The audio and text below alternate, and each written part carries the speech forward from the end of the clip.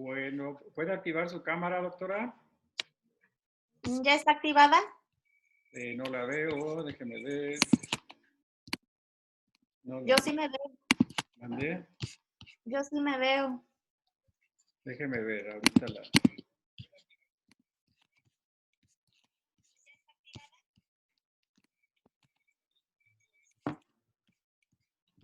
No la veo, doctora, no la veo. Déjeme ver si está por aquí. Ya, perfecto. Ya, muchísimas gracias, doctora. Gracias por aceptar la invitación a presentar. Pues yo sé que es un tema que le apasiona, es algo al cual le ha dedicado pues, mucho tiempo, ¿verdad? De trabajo para poder llevar a cabo toda esta investigación que tiene alrededor. Entonces, muchas gracias por aceptar dar la plática aquí a la academia. La verdad es que me siento o nos sentimos honrados, tanto el presidente como toda la mesa directiva, y la verdad es que queremos agradecerle infinitamente el que haya aceptado. No, gracias a ustedes.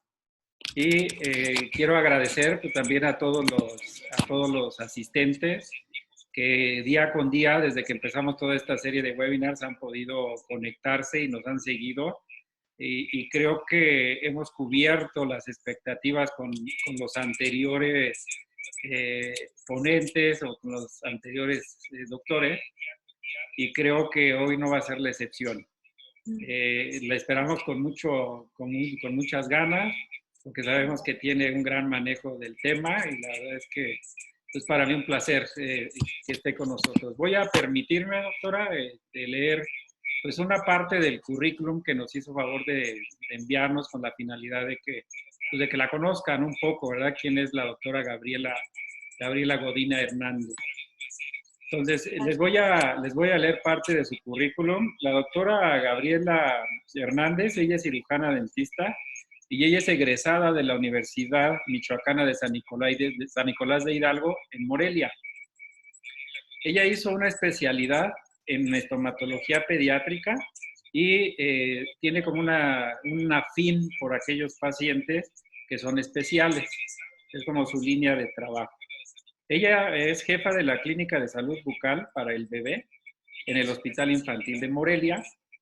Es certificada y recertificada por el Consejo Mexicano de Odontología Infantil.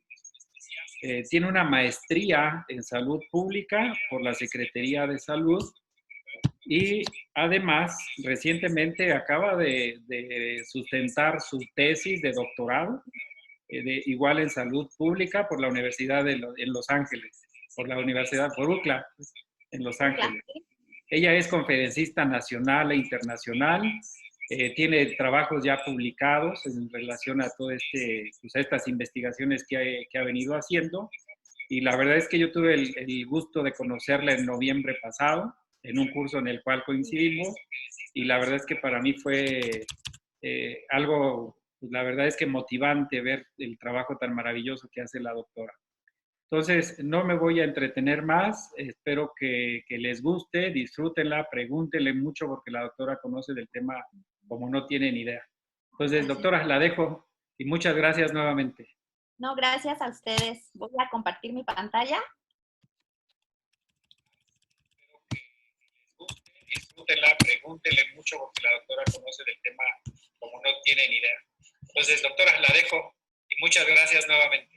No, gracias a ustedes. Voy a compartir mi pantalla. Listo, ahí está. Sí, sí me veo, ¿verdad? ¿Se ve ya mi pantalla? Sí, doctora, súper bien. Ok, bueno.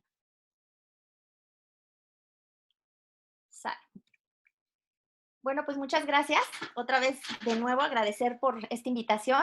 Efectivamente, sí es un tema que me encanta, el paciente médicamente comprometido, y actualmente lo he estado unificando con la mínima invasión. Y siempre les digo que, bueno, para mí fue un cambio y una revolución adentrarme en la mínima invasión porque ha sido una atención mucho más cálida la que le podemos dar a estos pacientes que ya de por sí sufren mucho, que están multitratados. Entonces, bueno, me ha fascinado porque he podido darles otro tipo de atención y ellos han mejorado su conducta y sobre todo el riesgo se ha disminuido, que eso es algo muy importante. Quiero comenzar esta plática con esta frase que dice que cada niño al nacer nos trae el mensaje de que Dios aún no ha perdido la esperanza en los hombres. Y lo estamos viendo, ¿no? Estamos viendo en esta cuarentena, con esta pandemia, y cómo nosotros, a pesar del pesimismo, siguen viniendo seres al mundo y siguen viniendo, pues, bebés que esperamos que hagan de este mundo algo mejor. Voy a centrar mi plática en 3 objetivos principales. El primero es darle las consideraciones especiales para la atención de los pacientes con compromiso médico. Son consideraciones muy generales, pero sin embargo he tratado de sintetizarlo y hacerlo muy conciso para que resulta ciertamente aburrido a quien no le gusta la parte médica, bueno, para que sea muy precisa la información y que a ustedes les pueda servir en su consulta privada. El abordaje conductual, que en la mayoría de las veces, sobre todo con pacientes con trastornos neurológicos, tenemos que utilizar de manera avanzada y no con técnicas convencionales. Y les voy a presentar algunos casos clínicos que hemos realizado, algunos con tratamientos mínimamente invasivos, otros definitivamente radicales porque no se puede hacer otra cosa en ciertas condiciones, y espero que les guste. Bien, les comento que atender a un paciente pediátrico pues es un reto, ¿no? Porque nosotros tenemos que lograr que el paciente pediátrico, a pesar de que tiene alguna incomodidad al momento de que nosotros lo estamos atendiendo, el paciente se controle, lo asimile y pueda seguirnos cooperando para que el tratamiento pueda ser un tratamiento de calidad. Pero atender a un paciente con un compromiso médico es todavía un reto mayor, porque no nada más yo tengo que estar enfocada en el tratamiento estomatológico, sino que yo tengo que dominar la enfermedad hasta cierto punto, porque tengo que saber a qué me voy a enfrentar y sobre todo tengo que saber de qué forma yo voy a modificar los tratamientos o qué consideraciones especiales voy a tener en cuenta dependiendo de la enfermedad de mi paciente. Entonces, estos pacientes especiales requieren un manejo multidisciplinario e interdisciplinario. Yo platicaba hace poquito con mi ginecólogo que me decía que, bueno, que es el colmo, que me hable el odontólogo para preguntarme si le puede o no le puede hacer la extracción a una mujer embarazada, cuando eso deben de saberlo ustedes.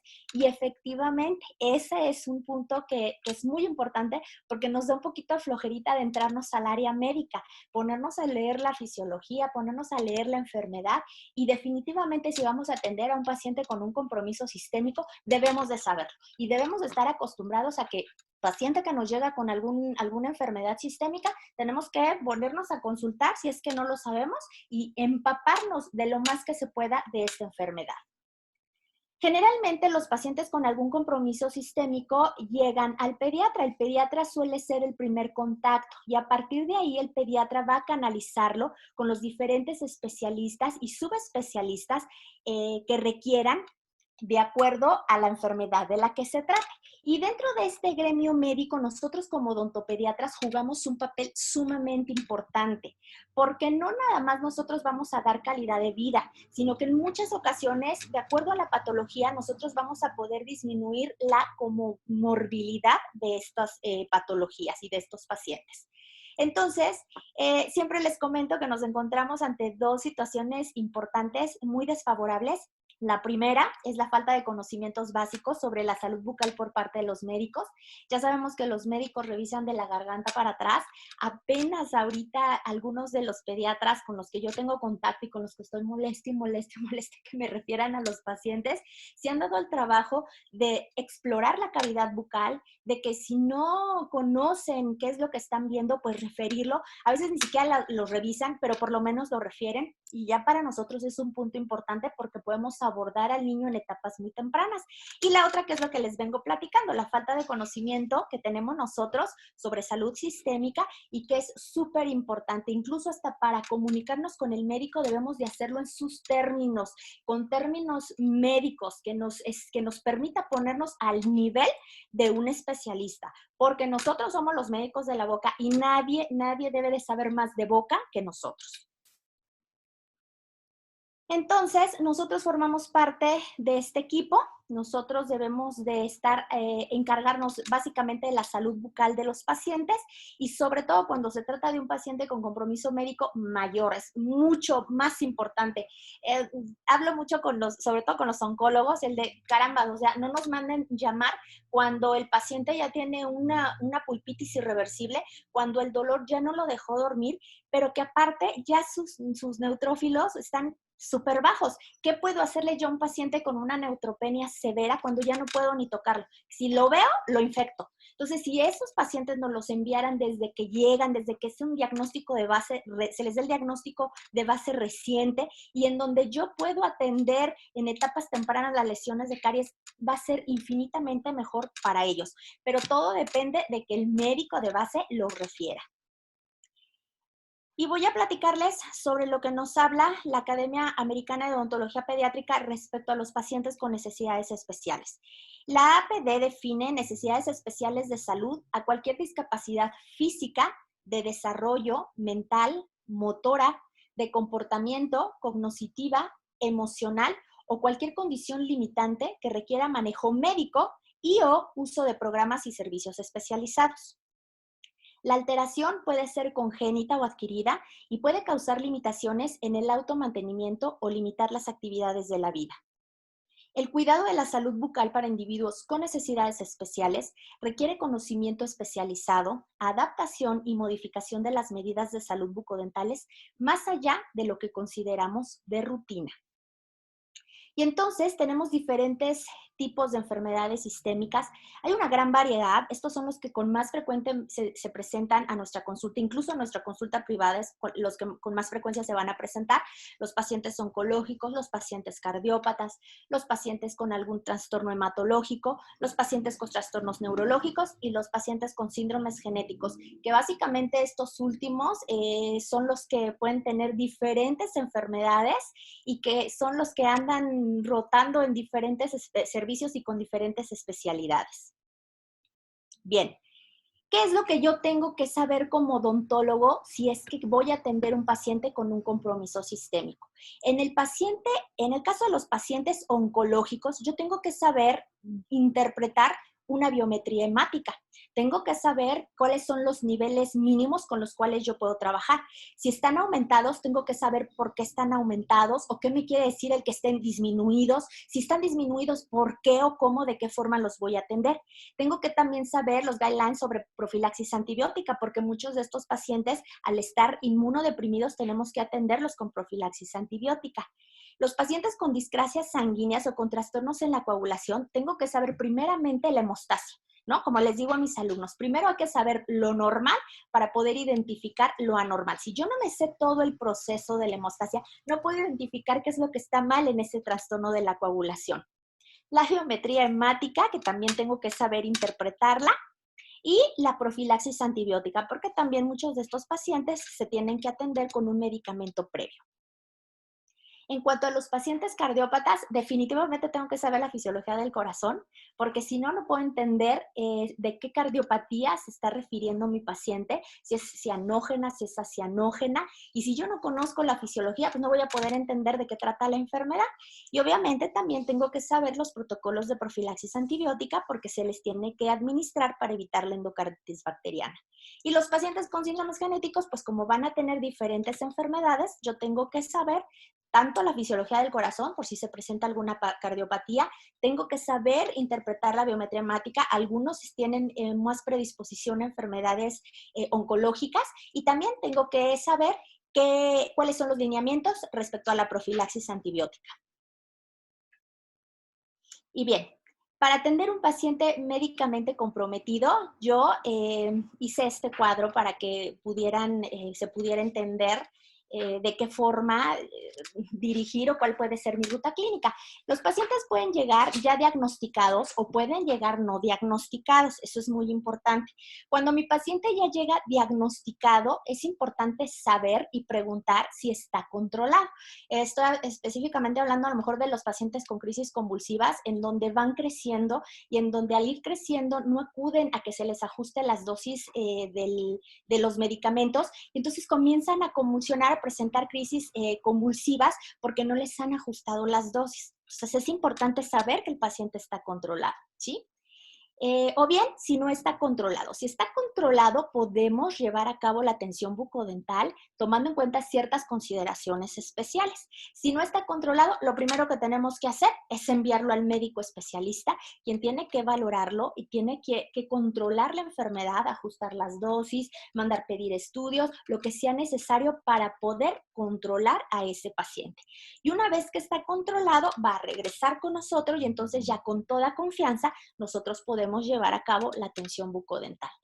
Cuando mi paciente no está diagnosticado, ahí es muy importante por eso la historia clínica, una muy buena evaluación, pedir algún estudio de laboratorio o algún estudio radiográfico, dependiendo, ¿sí? Es bien importante esto de la historia clínica porque es cuando yo puedo sospechar que algo anda mal con mi paciente y antes de atenderlo es importante que yo lo refiera a algún pediatra o algún especialista o subespecialista para que reciba una atención oportuna, ¿sí? Entonces, aquí yo puedo sospechar de alguna patología. Si yo sospecho de alguna patología, ¿qué tengo que hacer?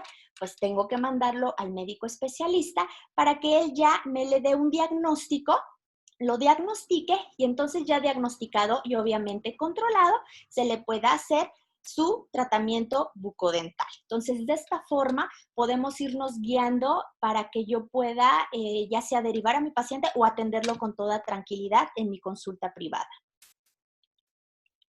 Y bien, importante en los pacientes médicamente comprometidos, ya les decía yo, conocer la enfermedad sistémica o discapacidad. Yo tengo que saber a qué me estoy enfrentando.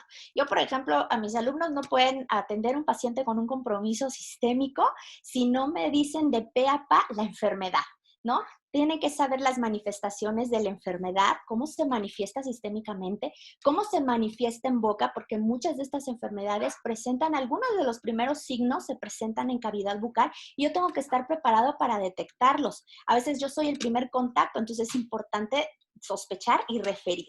Tengo que saber qué tratamiento se le da a la enfermedad y qué repercusiones puede tener este tratamiento en boca, como en el caso de la leucemia, en el que se les da la quimioterapia y al darle la quimioterapia vamos a tener una serie de repercusiones importantes en cavidad bucal. Y a partir de esto ya puedo hacer un diagnóstico bucodental y en conjunto con todo lo demás que yo estoy pues preguntando directamente a la mamá, puedo ya establecer un plan de tratamiento estomatológico. Este plan de tratamiento estomatológico puede ser conservador, en donde vamos a utilizar la mínima invasión que está ahorita tan en tendencia, o bien puede ser un tratamiento radical, y eso va a depender individualizado por paciente, ¿eh? O sea, nada más que sí es muy importante que independientemente del tratamiento, ya sea conservador o sea radical, este tratamiento tiene que generarme un mayor beneficio que un riesgo. Entonces, hablo, por ejemplo, del caso de los pacientes con trastornos de la coagulación, en el cual yo voy a tratar de hacer tratamientos muy conservadores, en donde no tenga que generar tanto sangrado. ¿Por qué? Precisamente por el trastorno de la coagulación. A diferencia de un paciente cardiópata, en donde a lo mejor yo lo que tengo que hacer es ser radical, porque lo que me interesa es que no tenga focos infecciosos. Entonces, es muy diferente el tratamiento que yo voy a elegir de una enfermedad a otra. Sin embargo, ahorita ya estamos atendiendo pacientes cardiópatas con mínima invasión y estamos teniendo excelentes resultados. Quiero ser niño de nuevo para volver a vivir. Bien, entonces, la atención del paciente pediátrico. Obviamente, necesita gustarnos, necesitamos tenerles paciencia, ¿sí? Necesitamos un ambiente agradable. Desgraciadamente, ahorita ya nos hicieron quitar los juguetes, los peluches, todo por lo de la pandemia. Obviamente tenemos que tener conocimientos, tenemos que estarnos capacitando constantemente porque estamos viendo que la odontopediatría cambia y evoluciona, así como también nuestros materiales odontológicos.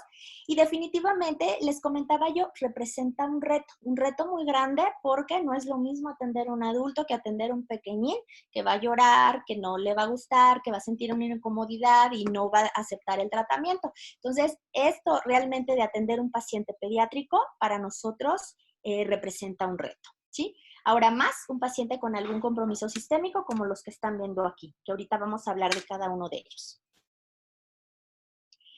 Y bien, importante la cita de primera vez, como tanto en los pacientes sanos como en los pacientes con compromiso médico, súper importante, ¿sí? Nosotros tenemos que hacer una valoración del paciente médicamente comprometido a través de un interrogatorio, a través de una exploración extraoral, que generalmente es de cabeza y cuello, no nos quedamos nada más en boca. La exploración intraoral. Es importante también mandar algunos estudios de gabinete y por lo tanto algunos estudios de laboratorio en el caso de que yo sospeche que algo anda mal con mi paciente o que hay algún descontrol en base a su diagnóstico de base. Ok, una vez que ya tengo yo el diagnóstico, puedo elaborar mi plan de tratamiento. Este plan de tratamiento puede ser conservador o puede ser radical. Y como les comentaba previamente, este tratamiento tiene que generarme un mayor beneficio que un riesgo. Y bien, la historia clínica, súper importante. Después la exploración extraoral, la exploración intraoral, que lleva a cabo a través de todo lo que es la exploración física. Vamos a tener que evaluar la fase, la marcha, el estado de atención, la constitución, la fonación. Vean, por ejemplo, este es un pacientito, se llama Raulito. Hay que evaluar también la higiene y quiero que vean la diferencia cuando nosotros evaluamos la fascia entre un paciente sano, aparentemente sano, y un paciente con algún compromiso sistémico. Evidentemente, desde que el paciente va entrando a nuestro consultorio y nosotros vemos la fascia o las características, nos podemos dar cuenta que no es un paciente sano y que vamos a tener que tomar ciertas consideraciones especiales para su tratamiento. ¿Sí? Vean la movilidad, cómo Raulito llega solito, él solito se sienta en la unidad y tiene una perfecta movilidad, a diferencia de algunos pacientitos con compromiso que van a llegar en los brazos de su mamá, que van a llegar en silla de ruedas, que los van a traer cargando porque no pueden moverse. Entonces, es también un punto importante. Vean, por ejemplo, que van llegando en silla de ruedas. Entonces, es importante también para nosotros ver de qué forma vamos a adaptar nuestro consultorio para atender este tipo de pacientes. Vean, por ejemplo, este paciente en donde prácticamente no tiene reacción. Es un paciente que no está alerta. Es un paciente que va a llegar en los brazos de la mamá y que no voy a tener ninguna comunicación y ninguna interacción con este paciente. Ok. Vamos a evaluar también la cabeza, el tipo, el patrón de crecimiento, la implantación de cabello, la implantación de las orejas, los ojos, las cejas, las pestañas y la nariz. Entonces tenemos que palpar perfectamente la cabeza, checar que las suturas estén cerradas o si son más pequeños que no estén cerradas porque no deben de estar cerradas. Tengo que determinar si es dolicocéfalo, braquicéfalo, normocéfalo y aquí puedo detectar algunas craneosinostosis importantes. Tengo que evaluar también el patrón de crecimiento. Vean, por ejemplo, el cráneo en trébol, en donde es un cierre prematuro de las suturas y que al haber un cierre prematuro de las suturas, el cerebro sigue creciendo y como el huesito todavía está hablando, va creciendo también en el sentido del crecimiento del cerebro. Entonces se forma esto que es conocido como cráneo en trébol, que es una craneosinostosis. Hay que evaluar la implantación del cabello y la implantación de las orejas. Mucha de la literatura nos dice que cuando una implantación de cabello, en muchos de los síndromes se presentan con implantación de cabello baja y con implantación de orejas también baja. Entonces, por eso es importante evaluar si la implantación del cabello y de las orejas es alta o es baja. Vean, por ejemplo, en la primera foto tenemos una hipertricosis, en la segunda tenemos una hipotricosis, pues por eso es importante evaluar el cabellito y la implantación del cabellito. La implantación de las orejas que tiene que ir de la comisura externa del ojo en una línea recta, tiene que unirse con el pabellón auricular. Vean en este caso cómo la implantación de la oreja está baja. En la primera foto, vean cómo está por debajo de esa línea en donde debe de llegar el pabellón auricular. Y de este otro lado también vemos que hay una microtia o bien puede presentarse anotio en donde únicamente se presenta el puro orificio auditivo, sin formación del pabellón auricular. Tenemos que evaluar también la implantación y las orejas, que a veces pues, pasan por nosotros de largo, pero que es importante para detectar que algo anda mal con mi paciente. Los ojos es importante, tienen que ser isocóricos, normoreflécticos, simétricos. Vean, el tamaño de los globos oculares tiene que tener el mismo tamaño del espacio entre ambos ojos, ¿sí? A diferencia de pacientes que, por ejemplo, tienen disminuido este espacio a lo que le llamamos hipotelorismo, o todo lo contrario, en donde están separados a lo que le llamamos hipertelorismo, como en este caso también. Entonces es importante evaluar la separación de los dos globos oculares. En cuanto a la nariz, hay que evaluar la base y las narinas. Tenemos que checar que las narinas estén permeables, como en este caso de la prosencefalia, que se encuentra una alteración en el tabique nasal o completa atrofia del tabique nasal, en donde la paciente no va a poder respirar por la nariz. Entonces, por eso es importante evaluar que el niño esté respirando perfectamente por la nariz y no por la boca. Generalmente lo hacemos con el espejo o bien lo hacemos con una torunda de algodón. Oprimimos una narina y le pedimos al niño que respire y obviamente la salida de aire tiene que mover el algodón o tiene que empañar el espejo. Si no, de otra forma, podemos estar ante un caso de respiración oral que va a presentar características muy específicas, como es la fascia adenoide, las ojeras, la incompetencia labial, la hipertonicidad del mentón, el colapso maxilar, el paladar triangular, la falta de espacio y la clase 2. Muchos de los trastornos neurológicos tienden a tener respiración oral y por ende todas las manifestaciones estomatológicas de un respirador oral. Como en este caso, que hay colapso del maxilar, que hay falta de espacio, que hay un paladar triangular, que hay un paladar muy profundo, debido a que el niño no está respirando adecuadamente por las fosas nasales, sino que está jalando el aire por la cavidad bucal. En cuanto al cuello, pues hay que evaluar el tamaño y la rigidez. Hay que evaluar también la tráquea, que sea desplazable. Hay que palpar si la tiroides se palpa o no se palpa, o se siente o no se siente. Hay que evaluar o palpar el cuello para detectar si tiene ganglios submandibulares, cervicales o occipitales, si están crecidos. ¿Y por qué es importante evaluar el cuello? Precisamente porque muchos de los síndromes se pueden presentar, como en el caso del síndrome de Turner, con un cuello alado, en donde evidentemente vemos que no es un cuello normal, que tiene esas prolongaciones que me hablan que algo está mal, o el síndrome de Morquio, donde aparentemente vemos que no hay una formación adecuada del cuello, ni siquiera se le ve. Entonces, por eso es importante evaluar el cuello, porque muchos de los síndromes presentan alteración en esta parte de cabeza y cuello. Una vez que evaluamos la cabeza y el cuello, hicimos una exploración extraoral, entonces ya pasamos a la exploración intraoral. Y lo primero que tenemos que evaluar son las mucosas, no irnos directamente a los tejidos duros. Hay que evaluar la mucosa de revestimiento, la mucosa masticatoria, la mucosa especializada, el paladar duro, el paladar blando, los frenillos. Y en cuanto a la mucosa de revestimiento, pues como lo estamos viendo, es importante evaluar el color, que no se presenten algunas lesiones como equimosis o como petequias, que haya buena hidratación. Miren, en este caso, la primera foto tenemos petequias en la mucosa de revestimiento del labio inferior o presencia de úlceras, que pueden ser úlceras traumáticas o pueden ser úlceras virales o pueden ser úlceras por una quimioterapia, por una mucositis. Entonces es importante evaluar las mucosas. La mucosa masticatoria y especializada, sumamente importante. La mucosa masticatoria a veces puede haber infiltrado leucocitario en recaídas de leucemia, y la mucosa especializada, que puede presentar ya alteraciones per se, como una macroglosia o una microglosia. Vean, en primera foto es una neutropenia cíclica, que los pacientes pediátricos no deben de tener enfermedad periodontal. Entonces, cuando nos presenta enfermedad periodontal, movilidad dental y descartamos factores locales irritantes, entonces algo anda mal. Debemos de ver que sistémicamente algo anda mal con el paciente. Y en la siguiente foto es un infiltrado leucocitario de un linfoma Hodgkin que se diagnosticó precisamente a través de esta lesión en mucosa masticatoria. Y la lengua, que tenemos que evaluar si está fisurada, si tiene lengua geográfica, el tamaño, el color, si hay presencia de úlceras.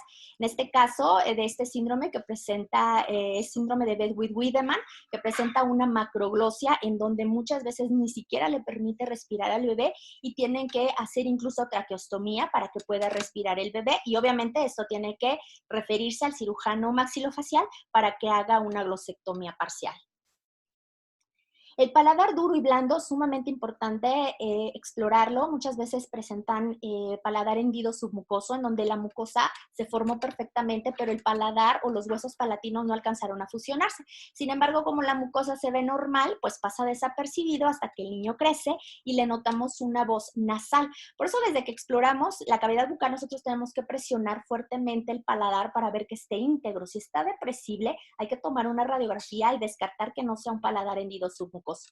De igual forma, el paladar blando tiene que ser íntegro. Si al final vemos que la úvula está bífida, lo más seguro es que puede haber un paladar blando hendido o un paladar duro hendido submucoso.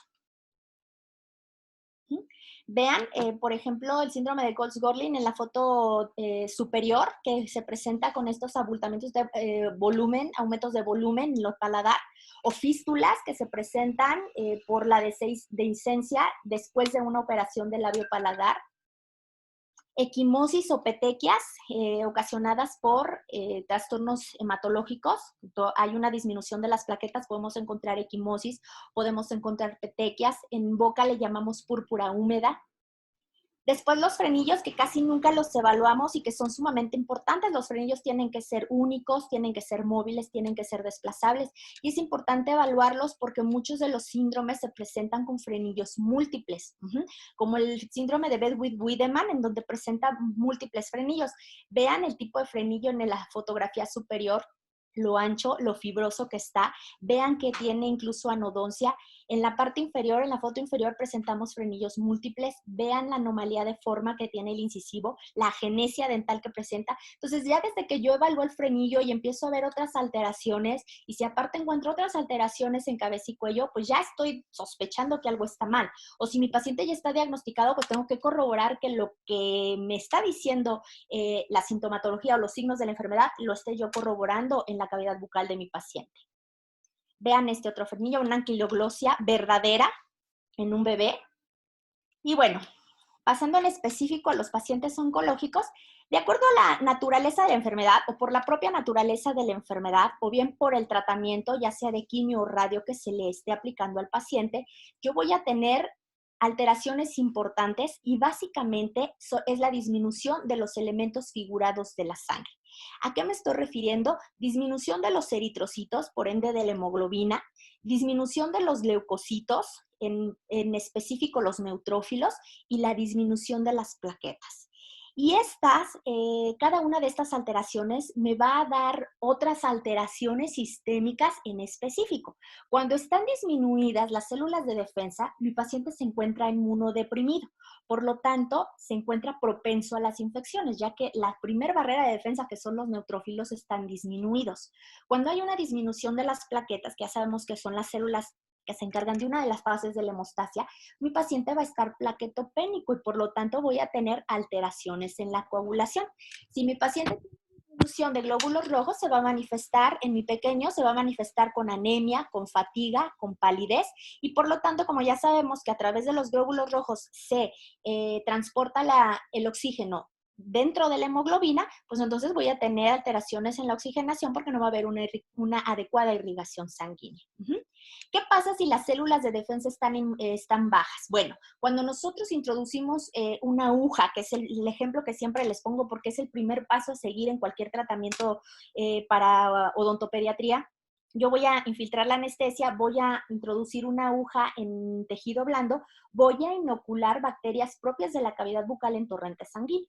A esto se le llama bacteremia. Esta bacteremia en un paciente sano va a controlarse aproximadamente en unos 10 minutos, porque precisamente van a llegar los neutrófilos, que es la primera barrera de defensa, van a atacar estas bacterias y van a controlar esta bacteremia. Cuando no hay una suficiente cantidad de células de defensa, o bien mis pacientes que se llaman inmunodeprimidos, esta bacteremia no va a poder ser controlada y va a generar en una septicemia y muchas veces puede generar en un choque séptico. Cuando hay una disminución de las plaquetas y mi paciente presenta una alteración en la coagulación, evidentemente mi paciente va a estar presentando sangrado. Y cuando tenemos una disminución de los glóbulos rojos y por lo tanto no va a haber una adecuada oxigenación ni una adecuada irrigación sanguínea, pues en el caso de que hagamos alguna extracción, vamos a tener problemas en la cicatrización porque no va a haber suficiente irrigación, no va a haber suficientes nutrientes, no va a haber suficiente oxígeno para que pueda cicatrizar de forma adecuada la zona donde yo hice la extracción. Y en base a estas alteraciones, voy yo a tener alteraciones o manifestaciones estomatológicas, ¿sí? Las manifestaciones estomatológicas se van a dividir en primarias, secundarias y terciarias. Y esto solamente se los voy a mencionar porque sé que hay una doctora que les va a platicar todo sobre el paciente oncológico, entonces pues ella ya ahondará con mayor profundidad en esto. Pero las manifestaciones estomatológicas primarias son las que están derivadas propias de la enfermedad, es decir, antes de que el paciente sea diagnosticado o antes de que el paciente se le dé el tratamiento, mi paciente va a presentar estas manifestaciones primarias propias de la enfermedad. Yo les comentaba que si tiene alteraciones en la coagulación, pues lo más seguro es que vaya a presentar petequias. Si está inmunodeprimido, pues probablemente vaya a presentar enfermedades, va a presentar úlceras, por ejemplo. Las secundarias que son derivadas del tratamiento, es decir, que todas las manifestaciones que se presenten en boca van a ser derivadas de la quimioterapia o de la radioterapia, que en el caso específico de los niños oncológicos estamos hablando de la mucositis. Y las terciarias que son consideradas oportunistas, es decir, que cuando el paciente está inmunocomprometido es cuando estas enfermedades lo van a atacar. Si es un paciente sano, estas enfermedades generalmente no se tienen por qué presentar. Y estoy específicamente hablando de una gingivoestomatitis herpética, una candidiasis, por ejemplo. Entonces, va a depender las manifestaciones estomatológicas de las propias alteraciones sistémicas que está presentando mi paciente oncológico. ¿Qué tengo que hacer yo? Bueno, si mi paciente está inmunodeprimido, para que yo pueda evitar la bacteremia, la septicemia y por tanto el choque séptico, lo que voy a hacer es aplicar una profilaxis antibiótica. Si mi paciente va a presentar problemas de sangrado, yo lo que tengo que pedirle al oncólogo es que me lo transfunda para que eleve las plaquetas y pueda hacer el tratamiento. Y si quiero evitar problemas en la cicatrización, porque está muy baja la hemoglobina, pues también le voy a pedir a mi oncólogo que transfunda a mi paciente para que eleve la hemoglobina a un nivel adecuado en el cual yo pueda realizar los tratamientos. Y básicamente los pacientes con neutropenia o pacientes con inmunodeprimidos que van a presentar una disminución en los neutrófilos, se clasifican en leve, moderado, severo y profundo. Leve cuando tenemos de 1000 a 1500 neutrófilos y se pueden realizar aquí en este momento cualquier tratamiento dental con profilaxis antibiótica. Moderada cuando tenemos de 500 a 1000. Y aquí únicamente se recomienda tratamientos de urgencia. El paciente ya tiene dolor, ya tiene pulpitis, ya no durmió, tiene a lo mejor un absceso dentoalveolar. Si la neutropenia es severa, que es menos de 500 neutrófilos, aquí no está indicado ningún tipo de tratamiento. Y si es profunda, que tiene menos de 100, pues menos, porque estos pacientes nada más con verlos los infectamos. Entonces, por eso les comento que es tan importante que nosotros sepamos qué onda con la biometría hemática y que sepamos interpretar para saber si mi paciente tiene una neutropenia leve, moderada, severa o profunda, y en base a eso, qué tratamientos puedo llevar a cabo en su boca. Para la profilaxis antibiótica seguimos los guidelines de la Academia Americana del Corazón, donde la primera opción nos dice que tenemos que utilizar amoxicilina 50 miligramos por kilogramo dosis 1 hora antes del tratamiento. La siguiente opción, para los que son alérgicos a la amoxicilina, entonces se da como opción la clindamicina. Y la clindamicina se administra 20 miligramos por kilogramo, dosis única, también 1 hora antes del tratamiento. Esta profilaxis antibiótica se indica tanto por el padecimiento como por el tratamiento médico, porque el tratamiento médico, aparte de que va a atacar las células cancerosas, va a atacar las células sanas, no es selectiva, le va a dar pero a todo con todo.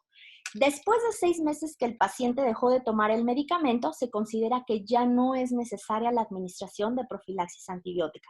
Nosotros en el hospital, a pesar de que la primera opción es la amoxicilina, nosotros optamos por darle clindamicina porque es un antibiótico de mayor espectro y decimos que protegía mejor al paciente como profilaxis antibiótica en los pacientes oncológicos.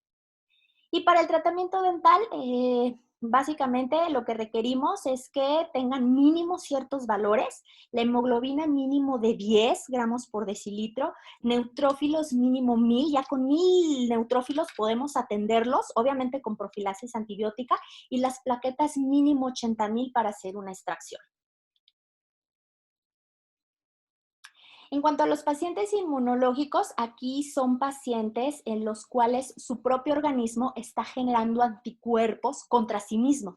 Es decir, que mi paciente está generando defensas y se está atacando a sí mismo. ¿Qué es lo que hace el médico o qué es lo que hace el inmunólogo? Darle un medicamento, que son inmunosupresores, en donde disminuye o contrarresta las células de defensa para evitar que mi paciente se siga atacando a sí mismo. Entonces le dan inmunosupresores, que son los famosos corticosteroides, ¿sí? Estos corticosteroides son antiinflamatorios a ciertas dosis, pero son inmunosupresores a dosis más altas y por un periodo de tiempo prolongado. Por eso es muy importante tener mucho cuidado cuando nosotros prescribimos un corticosteroide. Entonces, al momento en que el inmunólogo le da el inmunosupresor o el corticosteroide a estos pacientes con trastornos inmunológicos, entonces lo que va a hacer es disminuir las células de defensa, los va a inmunosuprimir. Por lo tanto, son pacientes que van a estar propensos a las infecciones. De igual forma, cuando nosotros introducimos una aguja para anestesiar al paciente, vamos a inocular bacterias de la cavidad bucal al torrente sanguíneo, es decir, vamos a generar una bacteremia. Esta bacteremia no se va a poder controlar, va a generar una septicemia y puede generar, por ende, un choque séptico. Entonces, si yo quiero evitar esto en mi paciente que está inmunosuprimido, lo que tengo que hacer es dar profilaxis antibiótica. Igual nos vamos a guiar por los mismos guidelines, en lugar de, vamos a dar amoxicilina o clindamicina en las dosis que anteriormente les comenté. En cuanto a los pacientes hematológicos, básicamente van a estar afectados tres partes importantes. Una de las tres partes importantes. O van a estar afectadas las plaquetas, o van a estar afectados los factores de la coagulación, o pueden estar afectadas las paredes de los vasos. ¿De acuerdo? Entonces, si hay una disminución de las plaquetas o de los factores de la coagulación, que es lo que con más frecuencia nos vamos a encontrar, entonces estoy hablando de que mi paciente o tiene plaquetopenia o tiene las llamadas hemofilias, ya sea la hemofilia A o la hemofilia B. ¿Qué vamos a tener en estos pacientes que están alteradas o las plaquetas o los factores de la coagulación? Pues evidentemente vamos a tener alteraciones en la coagulación y por lo tanto vamos a tener sangrado.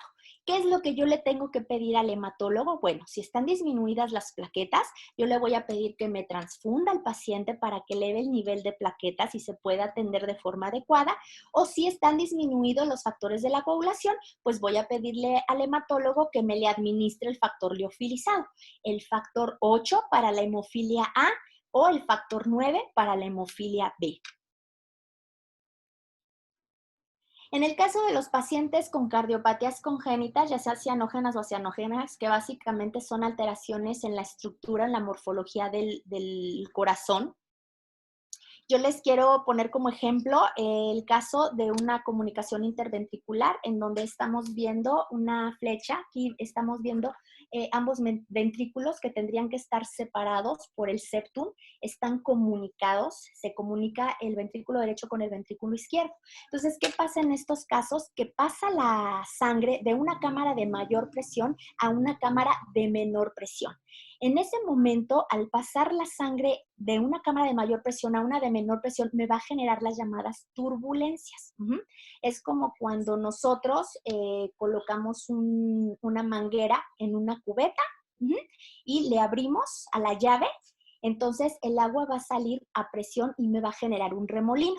Este remolino también se genera en el corazón y este remolino de sangre se le llama turbulencia y lo que me va a ocasionar es una desepitelización del endocardio.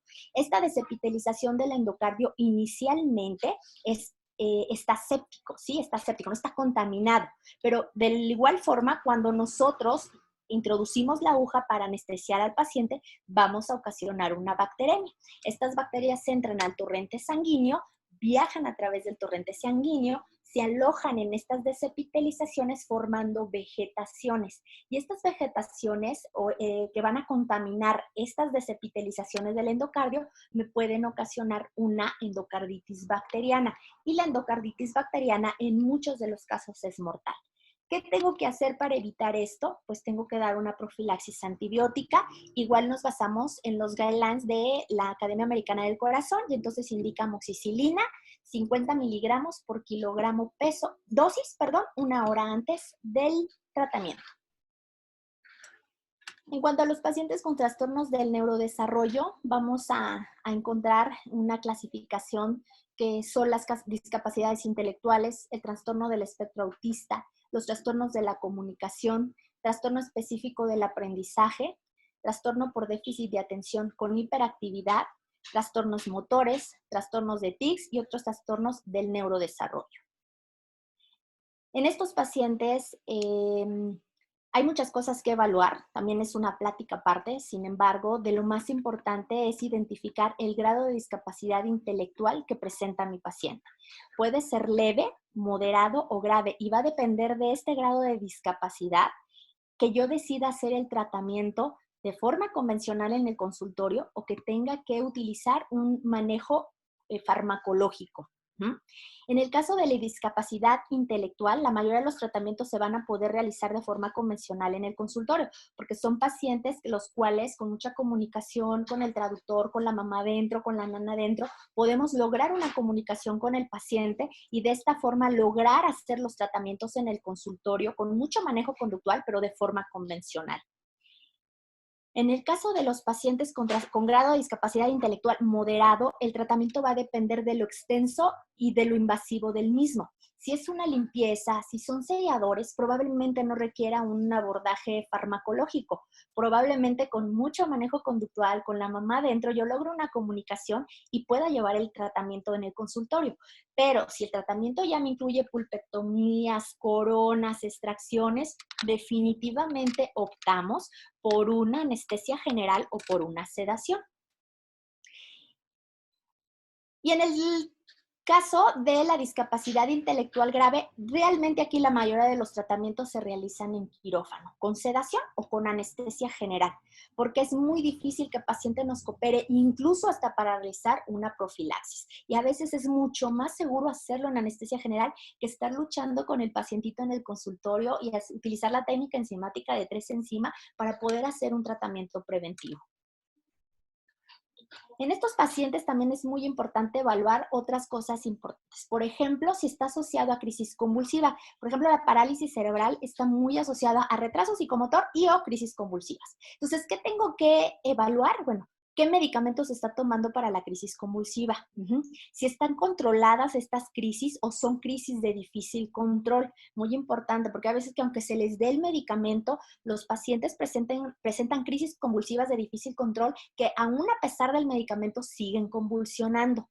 Importante indagar cuándo fue la última vez que convulsionó. ¿Por qué? Porque ya desde ahí me está dando una alerta de que si convulsionó ayer o convulsionó en la mañana algo anda mal. O no está bien la dosis o me está refiriendo el paciente que son crisis de difícil control.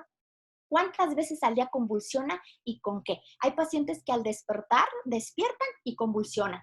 Hay pacientes que cuando tienen dolor convulsionan. Hay pacientes que con la luz convulsionan. Entonces es muy importante saber eso para yo saber cuándo, a qué hora puedo citar a mi paciente, si puedo o no puedo prender la luz o prenderla lejos de sus ojos y después irla acercando.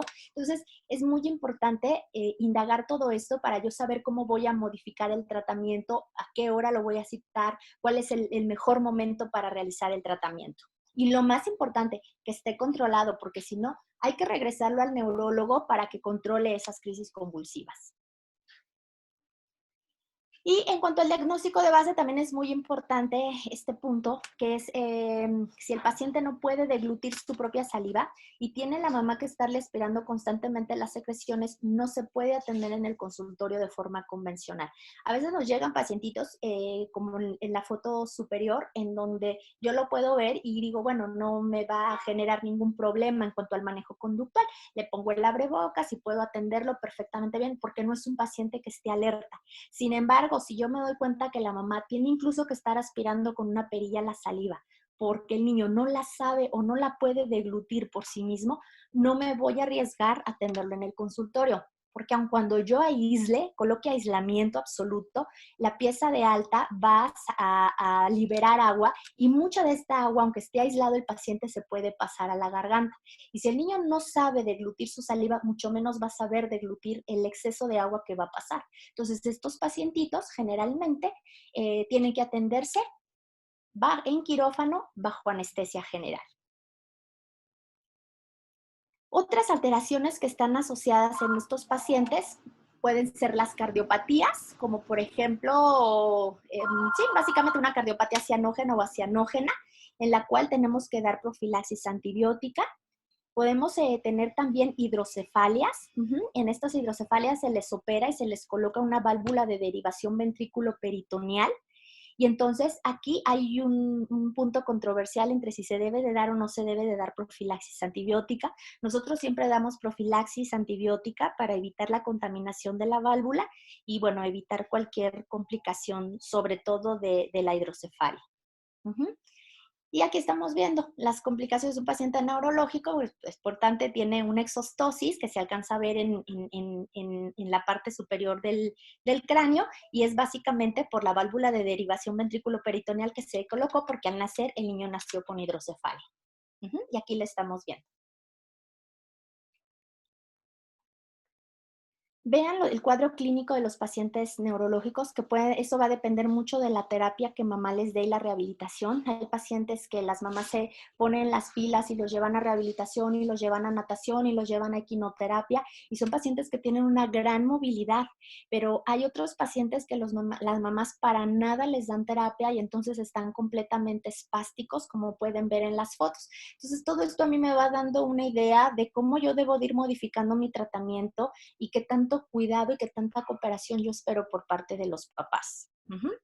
Las características estomatológicas de estos pacientes, que como les comentaba, muchos de estos trastornos neurológicos cursan con respiración oral y por lo tanto vamos a encontrar manifestaciones propias de los respiradores orales.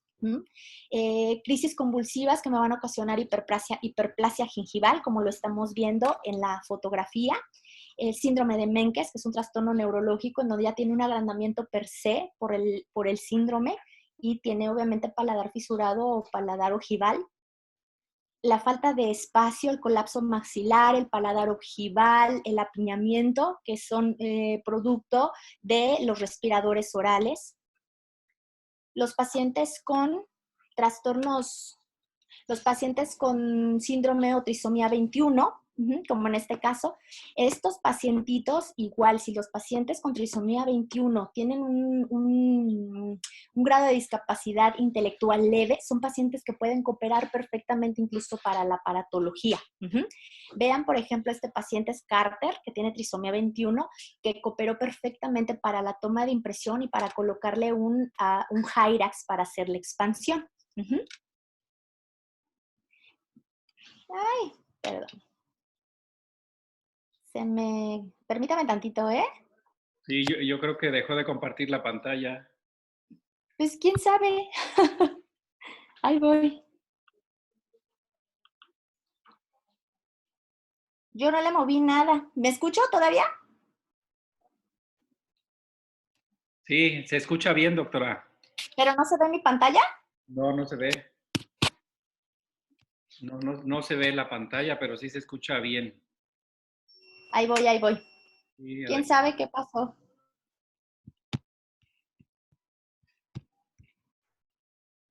¿Mande? ¿Le puede poner compartir otra vez en la pestaña de abajo? A ver si la... Sí, aquí está. Perfecto. ¿Ya?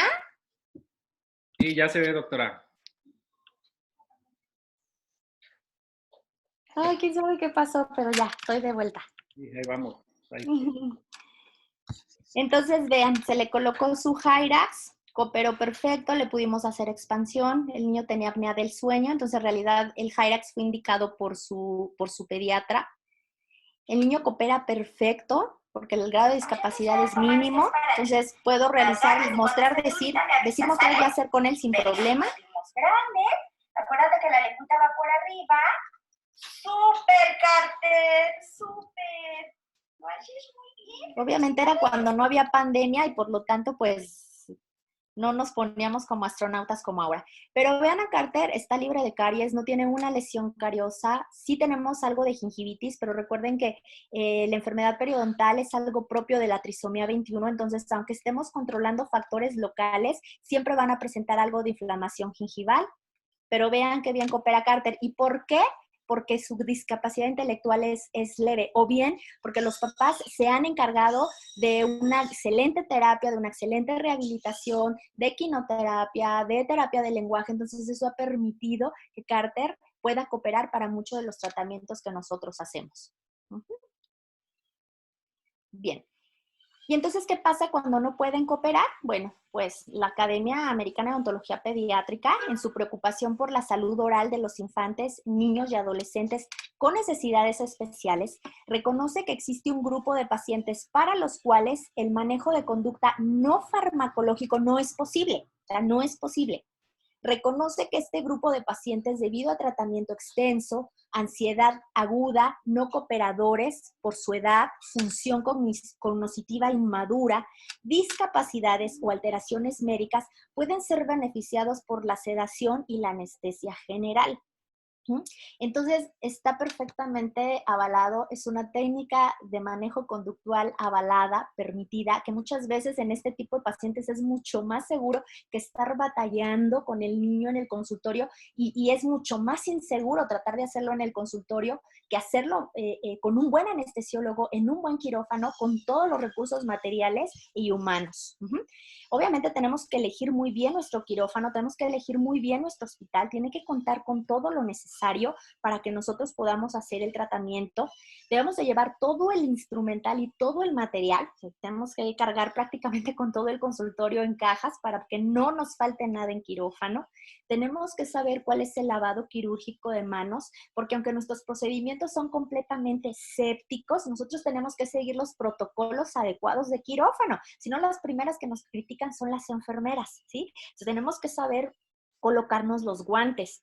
Tenemos que colocar el tapón retrofaringio. Es súper importante. Me ha tocado anestesiólogos que me dicen, ¿para qué colocas el tapón retrofaringio si está intubado? Bueno, porque aunque esté intubado, va a escaparse el agua de la pieza de alta, puede escaparse algún fragmento dental, algún fragmento del material de restauración y entrando en la tráquea se espasma. Entonces yo tengo que proteger a mi paciente, ¿no? Entonces, importante, el que sabe de boca somos nosotros y el anestesiólogo que se encargue del tubo, nada más, ¿sí? Claro, eso es lo más importante, pero no tienen por qué decirnos cómo debemos de atender a nuestros pacientes. Y aquí está colocado el tapón retrofaringio, va en zigzag, se deja un hilo dental para que yo lo pueda retirar en cualquier momento. Un buen anestesiólogo pediatra, una buena enfermera y con toda la capacitación podemos hacerlo y es 100% seguro. Que está el momento de la intubación, que es el momento más crítico, pero que yo confío completamente en mi anestesiólogo. Este caso es de retraso global en el crecimiento y las crisis convulsivas, en donde llegó Dani. Nosotros lo primero que hicimos fue modificar hábitos. Acuérdense que incluso si sea anestesia, sea un tratamiento radical o mínimamente invasivo, debemos de modificar hábitos, técnica de cepillado, un dentrífico de 1100 a 1500 partes por millón, dependiendo del riesgo a caries. Y pues obviamente, porque no cooperaba este paciente, también fue atendido bajo anestesia general. Y aquí tenemos toda la preparación, toda nuestra mesa con todo el instrumental, con todo el material. Dani estaba así, no puedo hacer mínima invasión aquí, porque no le puedo hacer al héroe. Entonces decidimos hacer pulpectomías, como lo están viendo en la fotografía. Se realizaron las 4 pulpectomías, se obturaron con Vitapex y posteriormente se colocaron endopostes de fibra de vidrio, únicamente 1/3 de la raíz, ¿sí? Entra lo que es la corona y 1/3 de la raíz. Se cementó el endoposte con un ionómero de vidrio de alta viscosidad, utilizamos Equia.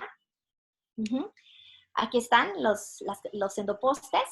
Se realizaron los muñones con el mismo ionómero de vidrio y se colocaron coronas de circonio.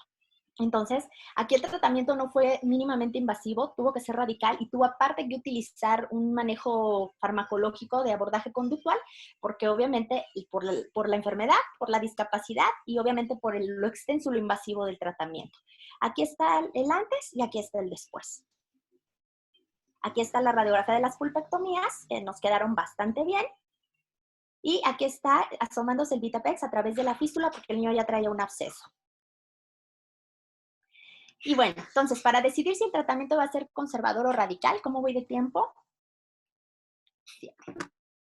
Muy ¿Ya bien. tengo todavía una hora? No. Bien, bien, bien. ¿Una hora o ya terminamos? No, vamos bien, doctora. No sé, con el tiempo que considere. Voy a utilizar voy a evaluar el tipo de enfermedad sistémica, el grado de cooperación para la higiene bucal, el grado de cooperación de los padres y además debo de individualizar a cada paciente de acuerdo a la severidad de las lesiones. Como en este caso que les comentaba, donde no puedo hacer mínima invasión porque es imposible. ¿Qué tengo que evaluar? El tipo de discapacidad o enfermedad sistémica, la cooperación que el paciente tiene para la higiene bucal. Los pacientes con trastornos neurológicos, como en este caso, que es la parálisis cerebral y que aparte es espástica, la niña es muy complicado hacerle la higiene. Mientras más nerviosa se pone, desarrolla más espasticidad.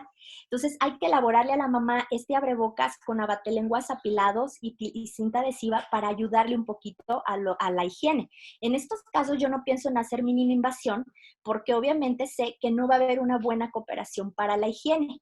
Si no hay buena cooperación para la higiene, entonces es bien complicado que me funcionen los tratamientos mínimamente invasivos.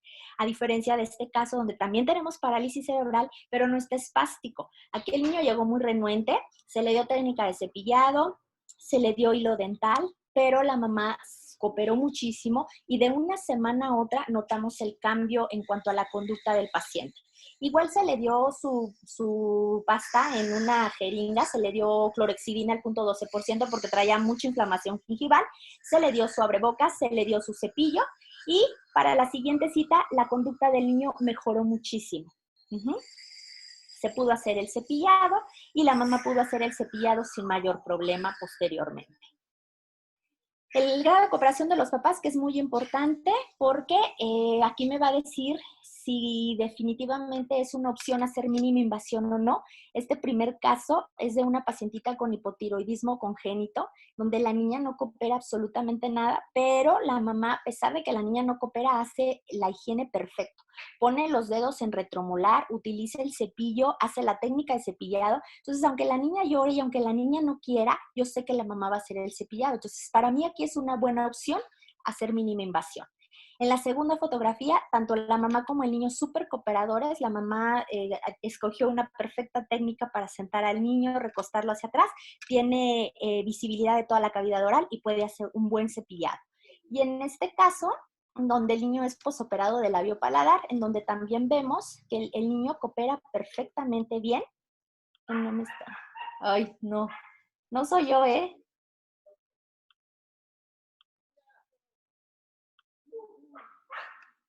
No soy yo. ¿Se volvió a salir? Pues sí, pero no aprieto nada. No sé qué sea. Déjeme revisar la seguridad aquí. No, pero no, nadie ha compartido la pantalla. Pues dele de nuevo, doctora, a ver qué. ¿Puede darle compartir la pantalla nuevamente? No. ¿No se puede compartir nuevamente la Sí, pantalla? ahí voy, permítame. Es que me cierra todo, me cierra la plática, me cierra todo. La Pues presentación. tengo que abrirla. ¿Qué tiene? No se preocupe, estamos aquí atentos, doctora.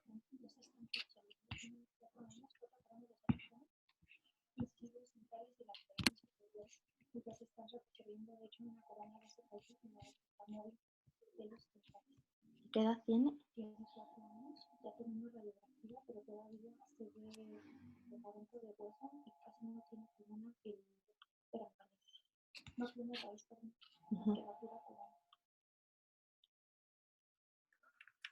Y